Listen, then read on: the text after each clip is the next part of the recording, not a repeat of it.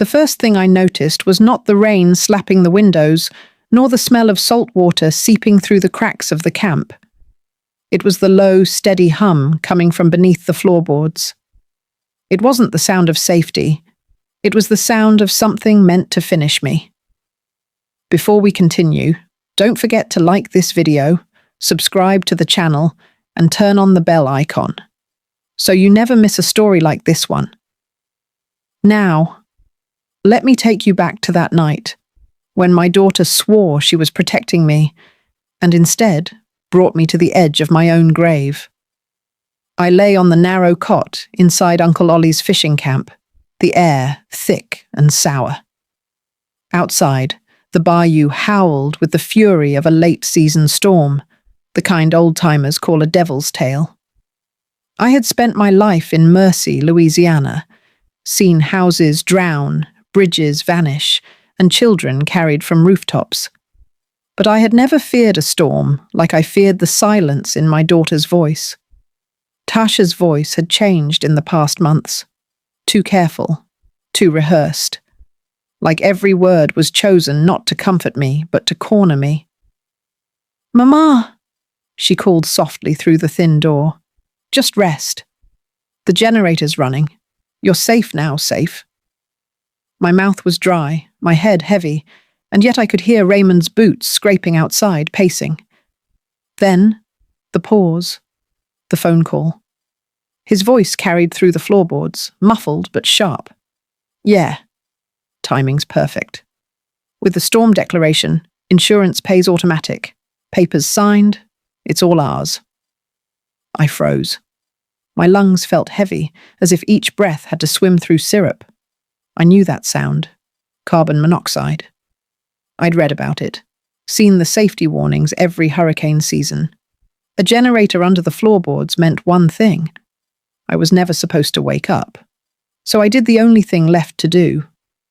I let my body sag deeper into the cot, kept my breaths shallow, and pretended to sleep.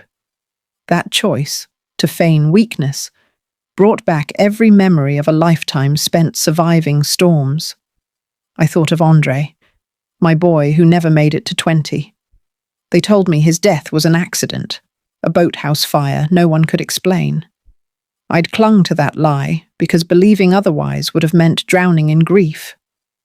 But tonight, listening to Raymond's words, I wondered if Andre's ghost had been speaking to me all these years through the smell of smoke.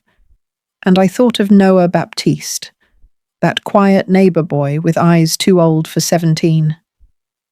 He had sat at my kitchen table just 3 days ago, fixing the cracked screen of my phone, and before he left, he'd said, almost shyly, "Miss Loretta, I set up your location sharing.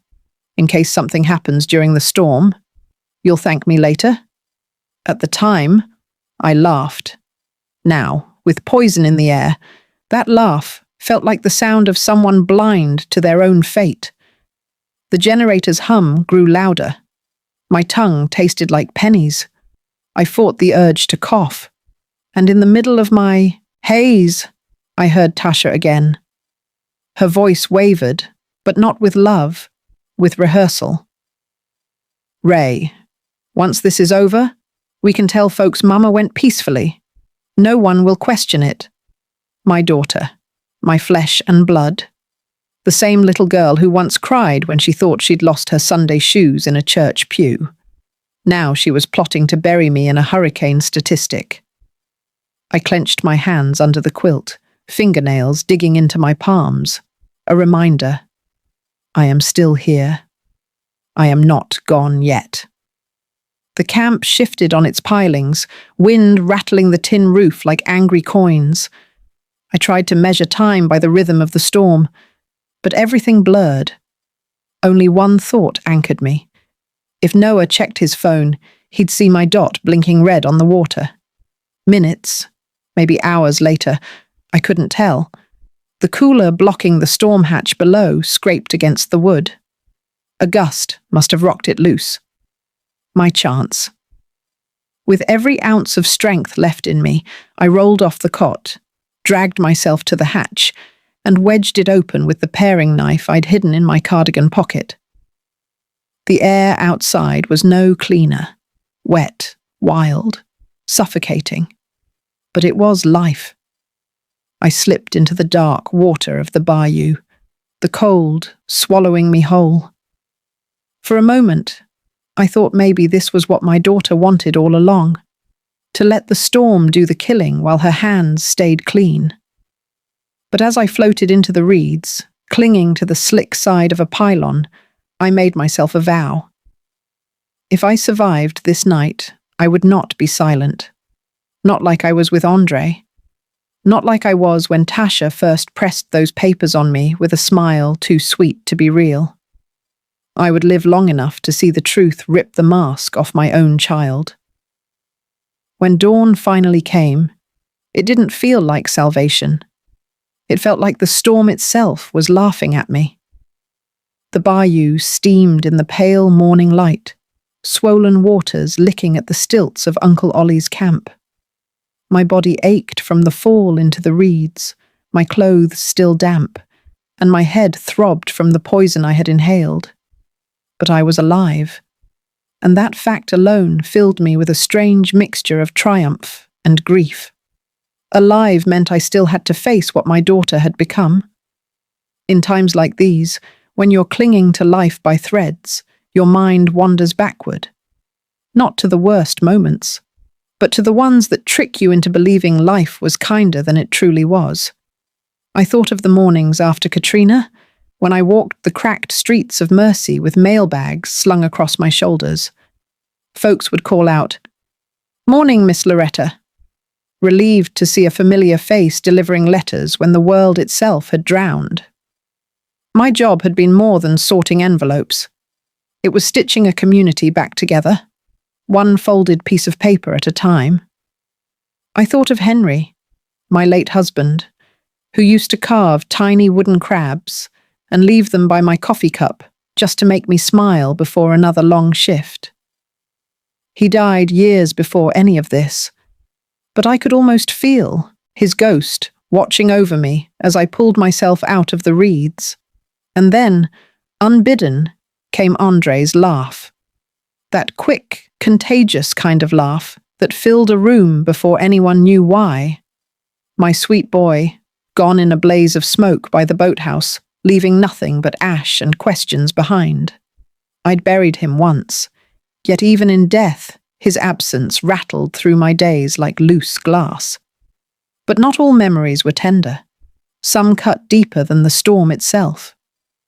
Tasha had been my pride once, bright-eyed, ambitious, eager to see the world beyond our bayou town. When she left for Houston after high school, I believed she'd come back with degrees, opportunities, maybe even new traditions to carry our family forward. Instead, she returned with Raymond. Raymond, who always had the glint of a hustler in his eyes. A man with too much charm and not enough patience to earn anything slow and honest. He shook my hand too firmly when we met, as if proving something, and called me Mama on the very first day. That should have been my warning. They'd breezed into my home months ago, with smiles painted on like fresh varnish. Tasha carried a thick binder labelled Safety and Planning, while Raymond lifted boxes of hurricane supplies as though he were saving me from myself. "Mama," Tasha said sweetly, "we just want to help. You're not young anymore. All it takes is one storm, and everything you've worked for could be gone." Inside the binder, I found brochures for reverse mortgages, long-term care facilities, and, most disturbingly, a power of attorney form already printed with my name. "Just until you need it," Raymond urged, his voice slick as motor oil. "We'll handle the details for you. You deserve rest." I had stared at the neat black ink of my name, feeling a pressure rise in my chest I couldn't explain. I didn't sign. Not that day. Sometimes it takes outsiders to tell us truths we refuse to say out loud. Pastor Elise had pulled me aside after Sunday service, her hand firm on my elbow. Loretta, she said, her voice low but urgent. Your daughter loves appearances more than she loves truth. Be careful what you hand her. And young Noah, my unlikely guardian angel, had whispered over my kitchen table while fixing my phone. They can make papers say anything, Miss Loretta. But your phone, your location, your messages, that can't be forged. Keep it close. Those warnings clung to me like second skin. That morning after the storm, as I wrung swamp water from my skirt, I thought of every little warning I had ignored. How Andre's death had been explained away as just an accident. How Raymond's endless compliments always had a shadow underneath. How Tasha's smile never reached her eyes when she spoke about protecting me. We survivors, we don't always shout the truth. Sometimes we bury it. Sometimes we convince ourselves silence is safer than confrontation. But silence, I was learning, only feeds the very storm you're trying to outrun. I pressed my palm against my chest, whispering into the empty air. No more silence. Not this time. By the time Noah found me, paddling his little pirogue through the flooded reeds, I must have looked like a drowned spectre. He hauled me in with a grunt and a muttered, "Knew that dot on the map wasn't right." I wanted to cry, but the tears wouldn't come. Instead, I looked him straight in the eye and said the words I'd been too afraid to say for decades. They tried to kill me, Noah. My own daughter and her husband. And I think they had a hand in my Andre's death, too. Noah said nothing. He didn't have to. The way his knuckles whitened around the paddle was answer enough. That day marked the first time I told someone out loud that my daughter wanted me gone. Saying it felt like tearing off my own skin. But it also felt like the first true breath after drowning. And in that moment, as the pirogue cut through muddy water and the ruined camp shrank behind us, I realized my fight wasn't just to survive. My fight was to uncover everything that had been buried. The storm outside had passed, but the storm inside my own bloodline had only just begun. When I walked back into my own house after that storm night, everything looked the same, but nothing felt familiar. The cross-stitch sampler above the stove still read, "Bless this home." The clock on the wall still ticked steady as breath, yet every corner seemed sharpened, hostile, as if even my walls were waiting to see whether I'd surrender or fight. I'd nearly died at Uncle Ollie's camp, and now my daughter was already seated at my kitchen table, binder open, pen poised.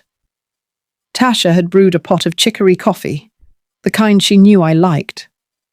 The scent filled the kitchen with a warmth that should have meant comfort, but her voice cut through it like a blade. "Mama?"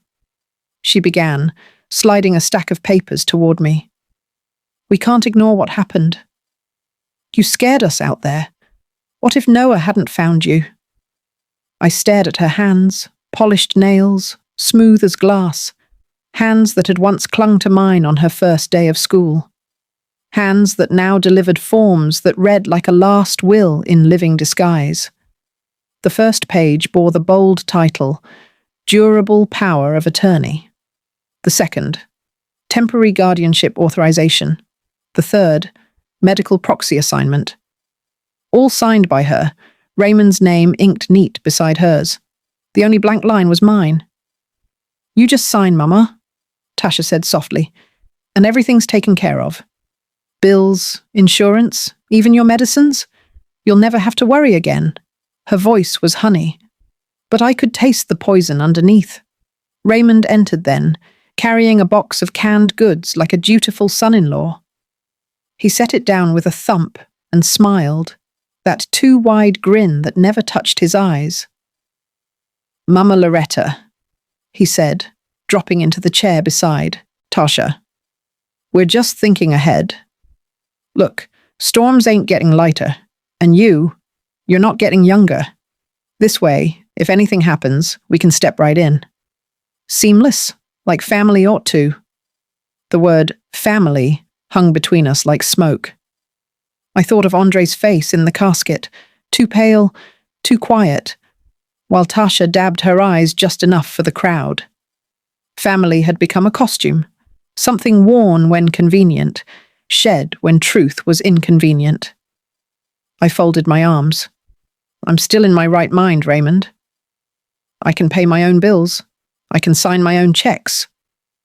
He chuckled low. Of course you can. But wouldn't it be easier not to worry? Easier. Yes, that's what predators always say before they sink their teeth. I reached for the papers, not to sign, but to study. Every paragraph was thick with words meant to confuse. I had worked 35 years at the post office, and even I had to squint to understand the hidden turns of language. Power of attorney, immediate access, unrestricted authority. It was all there, just wrapped in legal bows. I pushed the papers back across the table. I need time. Tasha's eyes darkened. The mask slipped, just for a second. She smoothed her face again, but I had already seen the irritation spark and vanish. That night, alone in my bedroom, I pulled open the cedar box Henry had built before he died. Inside, among folded letters and faded photographs, was Andre's school ID card. I ran my fingers over his picture, the corners worn smooth. "Baby," I whispered, "your mama might be next if I don't stay sharp." I didn't sleep much. Every creak of the house sounded like footsteps, every passing car like the approach of someone watching. 2 days later, Tasha and Raymond returned. This time they brought groceries, my favorite lemon cake, and a brand new pen. "We don't want to pressure you, Mama," Tasha cooed, setting the pen delicately on the table. "We just need to know you're safe." That's all. But her smile was too practiced, her words too careful. I noticed then that they no longer came empty-handed. Every visit was armed with documents, contracts, suggestions, no laughter, no casual talk about the children, no stories about work, only paperwork. And with each paper, the walls of my life seemed to shrink. That evening, I found myself dialing Pastor Elise. When she answered, her voice steady as always, I said the words that had been clawing at my throat. "They want me gone. Maybe not today, maybe not tomorrow, but gone." There was silence on the line. Then Elise's voice, calm but urgent. "Loretta, don't you sign a thing. Not one thing. God didn't give you breath just for you to hand it away." I clutched the phone as though it were a lifeline, because in truth, it was. And still, as I sat in the kitchen staring at those papers, I could almost hear Tasha's voice in my head. "Sign, Mama. Just sign. It'll be easier." But I knew better now. Easier is just another word for erased. The next Sunday, the storm had passed, but Mercy's streets still carried the scent of mud and diesel. Folks swept porches, patched roofs, and nailed plywood back where it had blown loose. Life after a hurricane is a ritual. Everyone repairs. Everyone pretends things can go back to how they were. But for me, there was no going back. Not after the papers on my kitchen table. Not after the hum under the floorboards. I wrapped my cardigan tight and walked down to the bait shop near the water's edge, telling myself I only wanted catfish for supper. What I really wanted was air, space to think without Tasha's voice in my ear. That's where I saw him. Big Manny Duplessis stood with his back to the counter, broad shoulders filling half the shop. He wore a pressed shirt, too fancy for a place that smelled of shrimp buckets, and on his wrist, a silver watch gleamed even in the dim light. I'd seen him around town for years. Never at church, never at town cleanups, always leaning against his Cadillac outside the pool hall. A man who loaned money when banks said no. A man people whispered about when they thought no one was listening. I ducked behind a shelf of tackle hooks before he saw me. Raymond was there too. His voice, low and strained, carried through the aisle. "You said after the storm I'd have time?" Raymond muttered. Manny's laugh was a short, sharp bark. "Time's up. You think storms stop what you owe?" I could hear Raymond swallow. "I just need a few more weeks. Tasha and me, we've got plans. Papers signed. The house is basically ours." "Soon as what?" Manny cut in, his tone slicing. "Soon as the old woman croaks. Don't test me, boy. I don't care how you get it. What's mine comes due." My knees weakened, and I leaned against the cold glass of the soda cooler. I knew then. This wasn't just about greed. It was survival. For them. And my life was the coin they meant to pay with. I slipped out the side door, my hands trembling so badly I nearly dropped my purse. On the walk back home, I whispered Andre's name like a prayer. My son had burned in a fire I once called accident. What if that too had been a debt unpaid, a shortcut for Raymond, or even for Tasha? When I reached my porch, Pastor Elise was waiting. She must have seen something in my face because she pressed a hand to mine before I could speak. "You've seen the wolf at the door, haven't you?" she asked quietly. I nodded, unable to trust my own voice. Elise sighed. "Loretta, debt makes monsters out of ordinary folks. If Manny's in it, they're cornered, and cornered people bite hardest." Her words sat in my chest like a stone. That evening, Tasha and Raymond arrived again. This time they brought fried chicken, as though grease and salt could season over their intent. Tasha laughed too loudly. Raymond poured iced tea as though nothing was wrong. "Mama," Tasha said, "you should have called. We'd have taken you shopping. You shouldn't be out walking by yourself." I forced a smile, my mind replaying Raymond's voice at the bait shop. Papers signed. The house is basically ours. I chewed my chicken, nodded when they spoke, pretended the tea didn't taste bitter. But inside I was already planning. I would gather proof. I would not be the next ghost this family buried. That night, lying awake, I stared at the ceiling fan circling above me and thought of Manny's silver watch glinting in the dim light. Ticking, reminding me. Time was running out, not just for them to pay their debt, but for me to find a way to save myself. The air had turned heavy again, thick with the scent of rain. Hurricanes come in pairs sometimes, one riding the coattails of another like a cruel encore, and the meteorologists on the evening news spoke of a storm forming in the Gulf. I watched the blue and red swirls on the radar, my tea cooling in my hand, and knew trouble was about to knock on my door again. Trouble, this time, wore my daughter's perfume. Tasha arrived the next morning with Raymond at her side, both of them carrying tote bags, like we were headed on a picnic. She had that too bright smile plastered on her face, the one she wore when she was trying hardest to convince me of something. "Mama," she said, setting the bags on the kitchen table. "The news says this storm could be worse than the last. We can't leave you here alone. It's not safe." Raymond leaned against the counter, arms folded, his tone casual but his eyes sharp. "We've already packed everything. Uncle Ollie's camp is on higher ground. Stronger stilts, less flooding. We'll ride it out there together." I looked at their bags. Too neatly packed, too rehearsed. No one moves that fast unless they've already decided the ending. I tried to protest. This house has stood through worse. Katrina, Rita, Ida, you name it. If these walls could talk, they'd tell you storms come and go, but they don't take me. Tasha's smile didn't falter, but her eyes hardened. Mama, don't be stubborn. You can't fight wind and water. You'll come with us. End of discussion. End of discussion. That was my daughter now, issuing orders instead of requests, speaking like the mother and not the child. That evening, Noah came by. His skinny frame filled the doorway, his hands stained with oil from working on his outboard motor.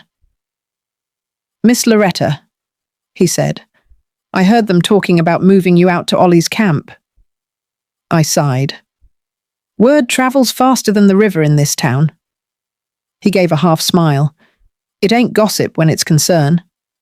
Listen, I got something for you. From his backpack, he pulled out a small black device with a blinking light. What's this now? I asked. Air quality monitor. My uncle uses it for wildfire smoke when he works offshore. It'll pick up carbon monoxide too. You keep this in your purse. If the numbers climb, you'll know something ain't right.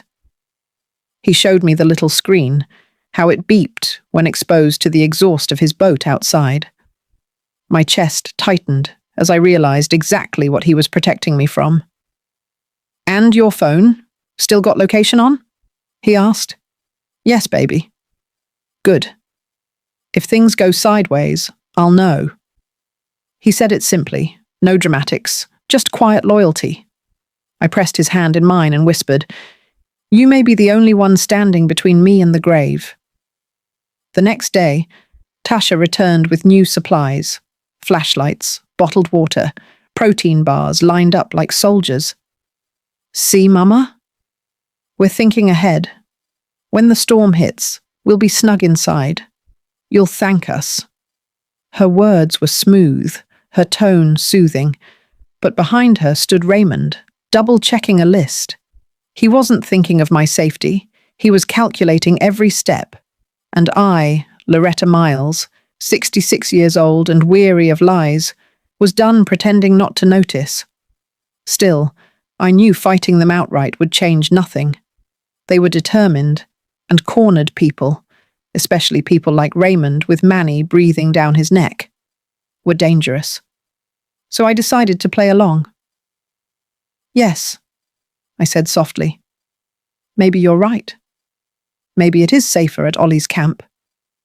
Tasha's eyes lit up, her hand pressing over mine as if I had given her a gift. Raymond let out a long breath, muttering something about good sense finally showing. I lowered my gaze, hiding the storm inside me. Let them believe I was yielding. Let them think they had won. Because sometimes the only way to survive a flood is to float with it, until you find the right branch to grab hold of. That night, I packed my own small bag, not with clothes, not with toiletries, with letters Henry had written before his death, with Andre's school ID card, with a notebook and pen, evidence, memory, truth, weapons in their own way. As I zipped the bag shut, the wind outside rattled the shutters. Another storm was coming, yes, but I wasn't going to be swept away quietly. By the time we reached Uncle Ollie's camp, the sky had bruised purple. The bayou churned below, swollen with the storm's promise. The camp stood on its old pilings like a stubborn relic, its tin roof rattling in the wind. I hadn't stepped foot in that camp in years, not since Ollie passed. He was a fisherman who lived rough but honest, and I remembered him always keeping the hatch by the stove propped open, in case the house wants to breathe. That memory clung to me as Raymond fiddled with the lock, carrying himself like a man proud to hold the keys to another's tomb. Inside smelled of damp wood and mildew. A few cots lined the walls, a table sagged in the middle of the room, and lanterns threw nervous light across our faces. Raymond unloaded the supplies with practiced hands. Too practiced. Flashlights, ropes, duct tape. A new-looking generator. He tested it once, its growl rising from below the floorboards. See? Solid, he said, dusting his palms. We'll be just fine. The sound crawled up my spine. That was no comfort. It was the hum of a trap being armed. Tasha fussed over me like a nurse. "Mama, sit. You've been through so much already. Drink this." She handed me a steaming cup of tea, the smell oddly sharp beneath the lemon. I lifted it to my lips, but only let the steam brush my face. My throat tightened with suspicion.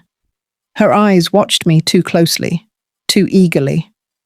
I set the cup aside. "Later, baby." "I'm too tired right now." Her smile didn't falter, but her knuckles whitened on the rim of her own mug.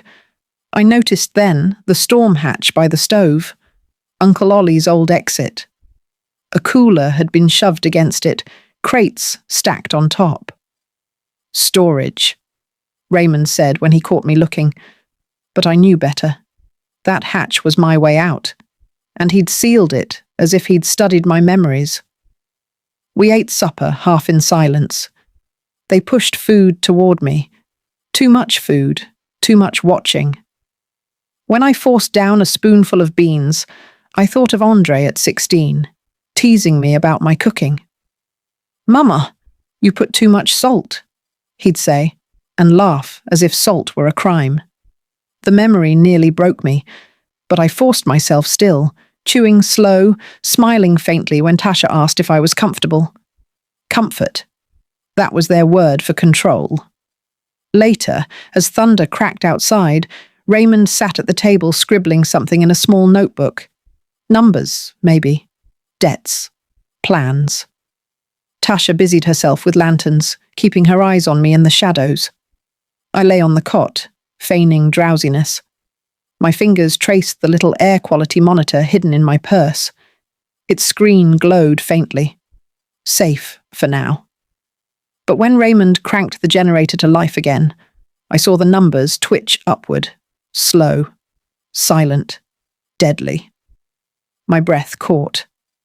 I closed my eyes, letting my body go slack, pretending the pull of sleep. Through my lashes, I saw Tasha nudge Raymond. She whispered, but the storm carried enough sound for me to catch. "Give it time." "Not long," he muttered back. Their silhouettes moved about the room like stage actors rehearsing. Tasha put on a soft hum, like a lullaby. Raymond adjusted the cooler by the hatch once more. Every detail choreographed, every kindness sharpened into a knife. I remembered Pastor Elise's voice on the phone. "Don't sign a thing. Don't hand them your breath."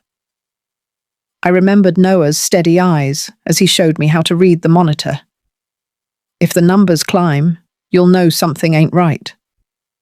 I remembered Andre's laugh, Henry's wooden carvings, every scrap of love I had ever clung to. And I swore to myself they would not end me in silence. But survival meant performance. So I let my chest rise shallow, let my head tip as if the tea had finally claimed me. I pretended. And as the wind battered the tin roof and the generator's hum grew louder beneath the floor, I memorized every sound, every whisper, every step. Because evidence isn't always paper or recording, it's memory. And memory, if spoken true, can break the masks off monsters. I just had to live long enough to speak it. The hum deepened, steady as a heartbeat. Only it wasn't mine. It was the generator's, grinding away beneath the floorboards, filling the camp with invisible death. The air quality monitor in my purse ticked upward, its numbers climbing like a slow clock. Each rise was a nail in the coffin my daughter and her husband had built for me. My chest tightened. My tongue went heavy. Every breath tasted metallic. And through the haze, I heard them. Tasha's voice was a whisper. "She's drifting." Raymond's boots scraped against the floorboards. 15 minutes, tops. Carbon monoxide leaves no marks. They'll call it the storm. My body wanted to shake, to cough, to scream, but I forced stillness. Pretend, Loretta, pretend. I thought of Henry's last words before he passed. Loretta. You've weathered worse storms than most men could dream of." I held those words in my chest as if they were oxygen themselves. The hatch. That was the only way. But when I'd tried it earlier, it had been jammed with crates and a cooler. Raymond had made sure of that. Still, storms have their own plans. Every time the wind rattled the stilts, I heard the faint scrape of that cooler shifting. A hinge groaned, almost begging to be tested again. The lantern swung on its nail, throwing shadows across the room. I caught Tasha's outline in the glow, her back turned, her head bent over her phone. Even now, she staged messages, planning what she'd tell neighbours later. Mama passed so peacefully we did all we could. Raymond muttered into his own phone. "Insurance is automatic in a declared disaster. The old place clears, and we're set. Debt gone." My stomach twisted. Set. That's what my death was, an eraser for his mistakes. I let my body slide off the cot as if in a fevered sleep. My shoulder brushed the floor, the thud swallowed by thunder outside. I inched toward the hatch, each movement slower than a prayer. The air was syrup now, every breath thicker, heavier. My vision blurred at the edges. I reached the hatch. My fingers trembled as I slipped the paring knife from my cardigan pocket. The blade pressed into the seam. I wedged, pried, pushed. At first, nothing. My heart sank. Then a groan, wood protesting, nails loosening. The cooler above shifted, rolled half an inch. Lightning cracked outside, and in that flash I thought I saw Andre's face, boyish, laughing, urging me on. I pushed again. This time the hatch gave. The generator's growl roared louder now, almost triumphant. I ignored it. With one last heave, I pried the hatch wide enough and slid through, the storm's wet breath rushing in to meet me. The fall was sudden. Water swallowed, me whole, cold, and merciless. My lungs screamed as I kicked, the weight of my clothes dragging me down. For a terrible moment, I thought maybe Tasha had won after all, that her mother would simply vanish into black water. But instinct is stronger than poison. I clawed upward, broke the surface, gulped the storm air like it was wine. The bayou stretched wild and endless, waves slapping me against the pilings. Above, I saw Tasha's silhouette framed in the lantern glow, peering out the window. I went still, floating, face half hidden in the reeds. Let her see nothing. Let her think her plan was working. The rain blinded me. My arms ached. Every swell of water threatened to drag me under. But I held on to the slick wood of the piling, clinging as if it were the last truth I had left.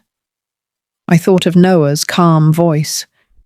"If the numbers climb, you'll know something ain't right." Well, they had climbed. And now I prayed he would see his phone, see my location still blinking, and come before the water claimed me for good. Minutes bled into eternity. My body shivered violently, exhaustion pulling me down. I whispered Andre's name through chattering teeth, then Henry's, then even Tasha's, though it came out more like a curse than a prayer. Finally, I loosened my grip on the piling and let the current take me. Better to drift than to die nailed in place. The storm carried me into reeds, wrapping me in its arms like a dark midwife. Somewhere behind me, the camp's lantern flickered and dimmed, swallowed by rain. And I swore to myself, even as my vision blurred, if I lived through this night, if I crawled out of this water, I would not just survive. I would expose every lie, every debt, every hand that pushed me toward death. Let the air turn into water. I would breathe again. The water wanted me. Each wave pressed harder, tugging at my limbs, whispering surrender. My chest burned. My body begged to quit. I had lived through hurricanes, funerals, betrayals, but water, I thought, might finally claim me. And then, through the roar of rain, I heard another sound, the scrape of a paddle against wood. Miss Loretta. At first I thought it was Andre's voice, come to guide me to the other side. But no, it was higher, raw with panic. Noah. A beam of light swept the reeds, jittery and frantic. Then hands gripped under my arms, dragging me onto the narrow pirogue. I collapsed against the wet boards, coughing brackish water. God Almighty, Noah muttered, his breath ragged. I knew something was wrong. Your dot's been blinking crazy since midnight, I tried to answer, but only a wheeze came out. He pulled my purse open, fumbling until the little air quality monitor blinked in his hand. Its numbers still pulsed high. Carbon monoxide, he said, voice flat with fury. They tried to smoke you out. The boy wasn't old enough to drink, but in that moment, he carried himself like a man twice his years. He wrapped me in, his damp jacket, steadied the boat, and pushed us back toward the main bayou. I called Pastor Elise, he added. She's bringing help to the landing. You hold on, Miss Loretta, hold on. That was all I had been doing, through storms, through lies, through motherhood itself. I clung to the word as the pirogue rocked us toward faint lights on the distant shore. By the time we reached the landing, my body was trembling so hard I could barely stand. Elise was there, lantern in hand, her coat plastered to her frame. She gasped when she saw me, then caught herself, steady as stone. Lord, have mercy. Loretta, you're alive. Her hands were firm as she and Noah lifted me onto the dock. My lips could barely form words, but I forced them anyway. They tried generator. Elise's eyes darkened. She nodded once, tight and deliberate. We'll get you to the hospital. Quietly, the drive was a blur, rain on the windshield, Noah in the back seat holding me steady, Elise's voice low on the phone with someone she trusted. By the time the fluorescent lights of Mercy Parish Hospital loomed ahead, I had a plan. Feign weakness, just as I had at the camp. Play the dying mother while my daughter rehearsed her falsehoods. Inside, nurses swarmed me. The smell of antiseptic replaced the stink of the bayou. A mask covered my face, oxygen cool and sharp. I let my eyelids flutter, let my limbs hang limp. She's barely breathing, one nurse whispered. Good. Let them believe I was more gone than I was. Sometimes survival is about letting others underestimate you. Hours, or minutes, I couldn't tell. Later, I heard them. Tasha's voice, thick with crocodile tears. Mama, oh God, Mama, what happened? Raymond, softer, playing his role. We were so worried. Thank the Lord she's safe. If I hadn't been strapped to monitors, I might have laughed bitterly. They were actors in their finest performance yet, weeping at the bedside of the very woman they'd left to die. I cracked my eyes just enough to see the edge of a nurse's badge. INS, it read. Young, alert, her gaze sharper than her years. She watched Tasha and Raymond too closely, as though she already sensed the performance was just that. Raymond bent low, his breath brushing my ear. His words were poison, dipped in honey. Mama, you're strong. But maybe next time. Don't fight so hard. My heart thudded. If INS heard that, and I prayed she did, it was my first crack of daylight in the dark. Later, when the room emptied, Noah slipped in with Elise beside him. He placed my phone and the little monitor on the tray table. Detective Alvarez is coming, Elise whispered. We'll keep this quiet. For now, you rest, but stay ready. I gripped Elise's hand weakly, a gesture that carried every vow I couldn't yet speak. I will expose them. I will not let my son's death, my husband's silence, or my near murder drown in this bayou of lies. The storm had carried me into the hospital. Now the real storm, the one in my own bloodline, was waiting to break wide open. The hospital air was cold, humming with machines. I lay beneath its thin sheets, the oxygen mask hissing at my side, when a woman in a grey suit and sensible shoes stepped into my room. She carried herself like someone who had seen more lies than most preachers and politicians combined. "Mrs. Miles?" she said, pulling a chair close. "I'm Detective Carla Alvarez, Parish Sheriff's Office. I hear you've had quite a storm." Her eyes met mine. Calm, steady, patient. The kind of eyes that don't scare easy. I nodded once. Words still came hard, but I forced them out. "My daughter, my son-in-law, they tried." With a generator, Alvarez folded her hands. "Then let's not waste time. We'll need proof, enough to make it stick in court. What you remember is powerful, but what we record, that's undeniable." Later that evening, Pastor Elise came to my bedside. She carried no Bible, only her quiet resolve. "Loretta," she said gently, "Carla has a plan. It'll take courage, but I believe you've still got plenty." I smiled faintly. "What do you need of me?" "Not you," she answered. "Her, Tasha. We'll draw her into the church hall tomorrow. She'll think she's talking to me in confidence. I'll wear the recorder. All you need to do is stay here, stay weak, and let the play unfold." The word play cut me deep, because that's what my daughter had been doing for months, rehearsing, staging, lying. Now it was our turn to flip the script. Morning came with hymns floating from the chapel down the street. Soup pots bubbled in the church hall, feeding neighbours who'd lost power. Folding tables lined the walls, sagging with donated bread. In that holy, ordinary space, betrayal came dressed as family. Tasha arrived with a casserole dish and a smile sharp enough to cut glass. She spotted Pastor Elise ladling soup, rushed over, and began her act. "Oh, Pastor, thank you for being there for Mama. She's so fragile now.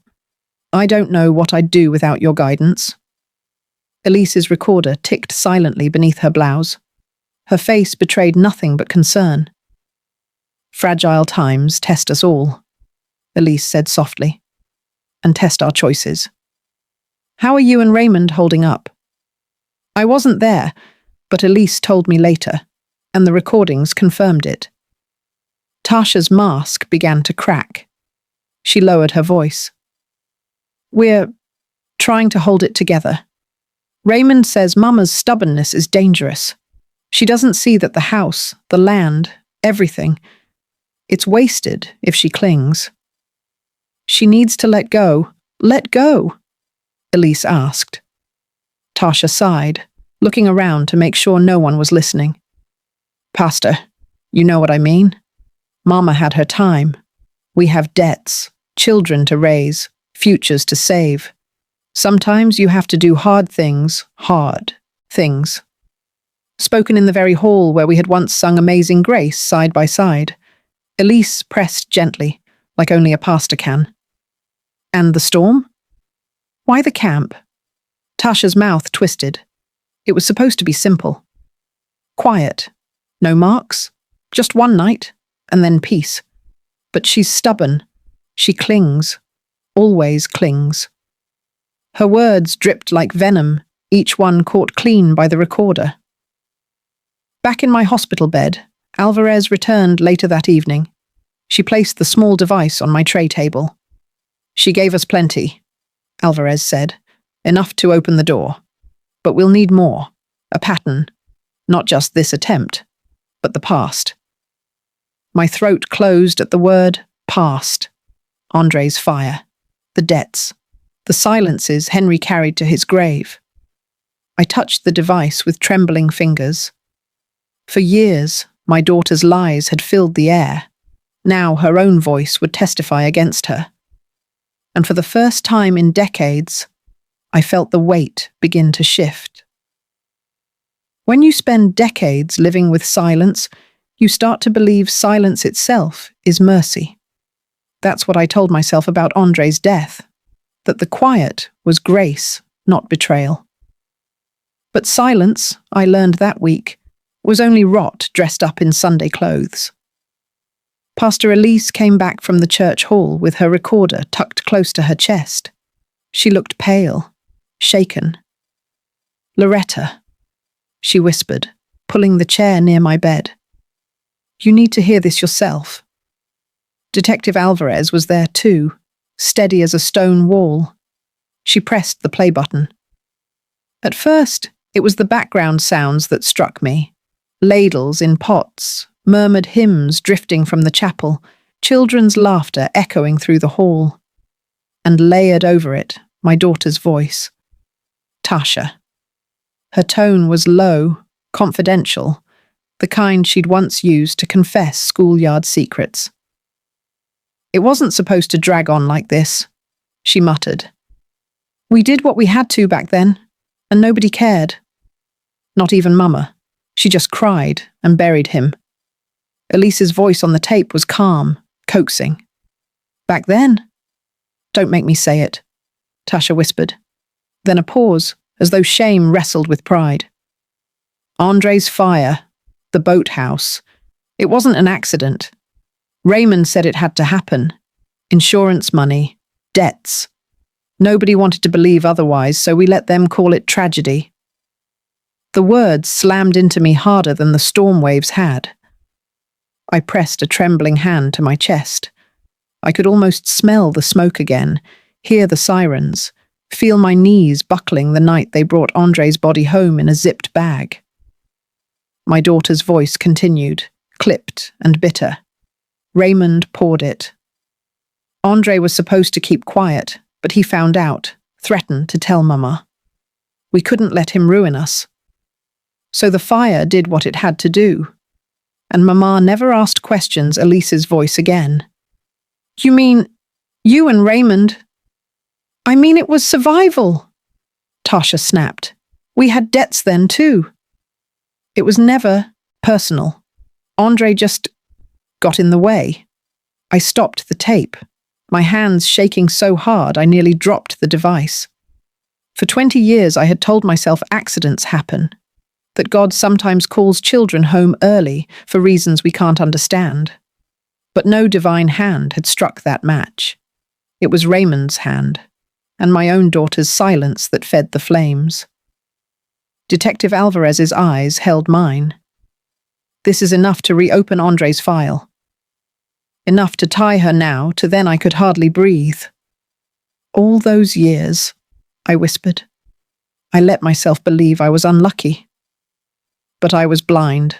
My boy. He was murdered." That night, sleep would not come. Every time I closed my eyes, I saw Andre at the dinner table grinning over a joke. I saw the boathouse glowing orange, the neighbors holding me back as I screamed. And then I saw Tasha, grown, polished, standing in that church hall using words like survival to justify turning her brother into ash. I realized Henry had known more than he ever admitted. His silences, his restless nights. They had not been grief alone. They had been guilt. And I, Loretta, had lived under the shadow of a lie, raising the very daughter who helped build it.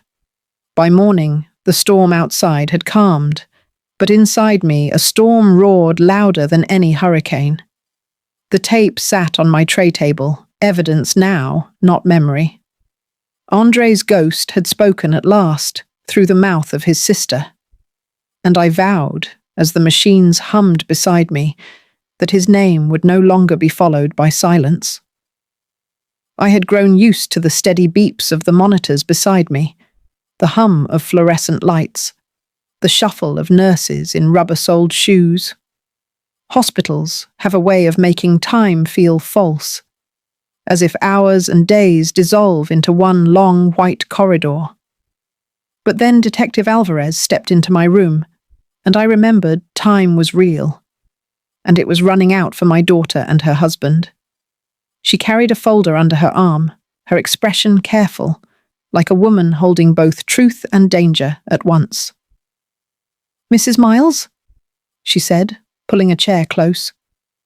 "We got a breakthrough. Manny Duplessis." That name chilled me like cold river water. I could still see his silver watch glinting at the bait shop, hear his voice snapping at Raymond. "Soon as the old woman croaks." Alvarez tapped the folder. "We pulled him in last night. Didn't take much. Raymond owed him more than $100,000. Manny's no fool. He saw where this was heading. He handed over his phone. Every message between him and your son-in-law." She opened the folder, laying the pages out for me to see. Printed texts, timestamps, the cold language of desperation. "Raymond, she's signing soon. House clears, you'll get your cut." "Manny, don't stall. Deadlines kill men faster than storms." "Raymond, after this weekend, problem solved. Promise." Each word cut me deeper than any knife. I pressed a hand to my chest. "So I was their currency?" Alvarez nodded, grimly. "Exactly. They weren't just greedy. They were desperate. You were the note they meant to cash." The room tilted for a moment. I thought of all my years at the post office, carrying pension checks and overdue bills to neighbours. I had delivered debts and hope both, never realising I myself would one day be reduced to a balance due. Alvarez continued. "Forensics team also went to Ollie's camp. Pulled carbon monoxide residue from the floorboards. Matches the timing on your neighbour boy's air quality monitor, Noah. My unlikely sentinel, his young hands steady where my own had trembled." Alvarez smiled faintly. "That boy may have saved your life twice over." His phone logs are clean evidence. Tears burned behind my eyes, but I blinked them back. This wasn't the time for softness. This was the time for steel. Still, one piece gnawed at me. "Detective, what about Andre? You heard her confession. You know it wasn't an accident." Alvarez's gaze sharpened. "Yes, and the fire marshal's old report is being reopened as we speak. Inconclusive then. But now, with Tasha's own words on tape, it paints a different picture. Add in Manny's pressure from back then? It fits." I swallowed hard. All those years, my boy was ash, so they could buy themselves more time. My voice broke, but Alvarez didn't look away. She let me speak it, let me own the truth at last. Later that evening, as rain tapped against the hospital window, Pastor Elise visited. She clasped my hands tight. "Loretta, the truth's coming to light. But it's going to hurt before it heals." I nodded, my throat thick. I'd rather hurt with truth than live soft in lies. Outside the door, I caught a glimpse of Noah pacing, his cap pulled low, his phone buzzing with messages from school friends he'd ignored all week. A child, forced too young into a war not his own, yet standing firm. That night, when the nurses dimmed the lights, I lay staring at the ceiling tiles. I imagined Manny's silver watch ticking in the dark, marking the countdown not of my life, but of my daughter's freedom. Time had finally turned. And for once, it wasn't against me. Hospitals smell of antiseptic, but police stations smell of truth. Stale coffee, damp paper, and the sweat of people who can't keep their lies straight. They wheeled me into the parish station lobby under a blanket, oxygen still hissing at my side. The fluorescent lights were harsh, the chairs metal, the kind that scrape across tile. It was no church hall, no bayou camp. It was a place where masks melted. and I was ready to watch my daughter's face fall apart. Tasha arrived first, Raymond close behind. She wore a navy dress, pearls at her throat, the kind of outfit she'd once worn to weddings and funerals. Her eyes brimmed with rehearsed tears. "Mama!" she gasped, rushing forward before an officer blocked her path. "We came as soon as we heard." "Ah, you all right?" Her voice cracked just right, but I'd raised her. I knew the difference between sorrow and stagecraft. Raymond hung back, adjusting his tie, his grin polite. "Detective," he said smoothly. "Thank you for keeping us informed. We just want to help Mama through this tragedy. He said it like the word was currency." Detective Alvarez stepped forward, holding a small recorder. Her voice was calm, but each syllable landed like a gavel. "Mrs. Ward, Mr. Ward, we've been reviewing some statements. I'd like you to listen." She pressed play. Out of the tinny speaker came Tasha's own voice, hushed but clear. "Andre's fire. The boathouse. It wasn't an accident. Raymond said it had to happen. Insurance money. Debts." The lobby went quiet, but for the hum of lights. Tasha's hands flew to her chest. That's taken out of context. I was grieving, Alvarez cut her off. "Context doesn't change words." "And it doesn't change these?"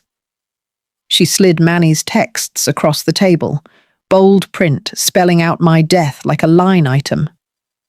Raymond's mask cracked first. His jaw tightened, his voice sharp. "Now hold on. Manny's a liar. He'll say anything to save his skin." Alvarez didn't blink. "He said enough to hand over your messages, Mr. Ward. Words you typed with your own thumbs." Raymond's gaze darted to Tasha. "You told her about Andre?" "Are you insane?" Tasha hissed back. "Don't you put this on me. You were the one who poured the accelerant. I only what?" Raymond snapped. "Smiled while your brother burned?" Their voices rose, colliding in the sterile lobby, each word more damning than the last. Officers shifted at the doors, ready. Alvarez only watched, patient as a fisherman waiting for a bite. I sat in my chair, silent, letting their unraveling wash over me. For 20 years I had carried silence like a cross. Tonight, I carried none of it. They were building the rope with their own tongues. Tasha turned toward me then, desperation cracking her voice. "Mama, please. You know me. You know I'd never hurt you." I held her gaze, steady. "Baby, I knew you once, but the girl I knew is gone." Her face crumpled, and for the first time, I saw not the polished daughter she performed, but the cold woman she had become. Alvarez nodded to the officers. "That's enough. Mrs. Ward, Mr. Ward, you're under arrest for conspiracy to commit murder, attempted murder, insurance fraud, and arson complicity." The cuffs clicked shut, metal on bone. Tasha's tears smeared her mascara. Raymond muttered curses under his breath, low and bitter. And I, Loretta Miles, 66 years old, grandmother of 2, survivor of storms and betrayals alike, sat beneath fluorescent light and felt the first breath of clean air in decades. Trials do not move quickly. They crawl, like the tide at dawn, inch by inch, slow enough to test a soul's patience. But when the tide finally comes in, nothing can stop it. It took months for the parish courthouse to open its heavy doors to my daughter and her husband. Months of hearings, filings, motions. Months where I woke each morning wondering if justice would truly come, or if I'd spend my last years still silenced. But justice, like a storm, arrived whether I was ready or not. The courtroom smelled of varnished wood and stale air. I sat at the front with Pastor Elise at my side, Noah behind me, his cap in his hands. Across the aisle, Tasha wore plain clothes now. No pearls, no navy dress. Raymond looked older, his swagger drained. The jury heard everything. The recording of Tasha's confession, Manny's texts and testimony, the forensic results from the camp floor, Noah's monitor logs, every whisper, every shadow dragged into the light. When Alvarez played the tape in which Tasha said, "Andre's fire," the boathouse. It wasn't an accident. The courtroom went still. I closed my eyes, picturing my boy at 19, his shoulders strong, his grin wide, his life snuffed out not by fate but by family. Raymond broke first, taking the stand in a desperate gamble to save himself. He blamed Tasha, claimed she planned it all, that he was only her pawn. But then Alvarez read his own texts aloud, each one damning. Problem solved, after this weekend. The words were his. The noose was his. Tasha sat stone-faced, though her hands trembled. When asked if she had anything to say, she whispered, "Mama, forgive me." I didn't answer. Forgiveness was not mine to give anymore. That belonged to Andre, and he was gone. The jury deliberated 3 days, long enough for me to walk the courthouse halls, long enough for me to think of every Sunday dinner that had once filled our house with laughter, long enough to grieve the family I thought I had. The verdicts came like thunder. Guilty of first-degree attempted murder, guilty of conspiracy, guilty of arson complicity, guilty of fraud. Tasha gasped softly, as though the words were daggers. Raymond cursed under his breath. I felt nothing but the faintest breath of relief, like a window finally opening after years of stale air. Months later, life tried to piece itself back together. Paperwork stacked on my kitchen table. Guardianship forms, custody filings, school enrollment records. But these papers I signed gladly. These were not meant to erase me.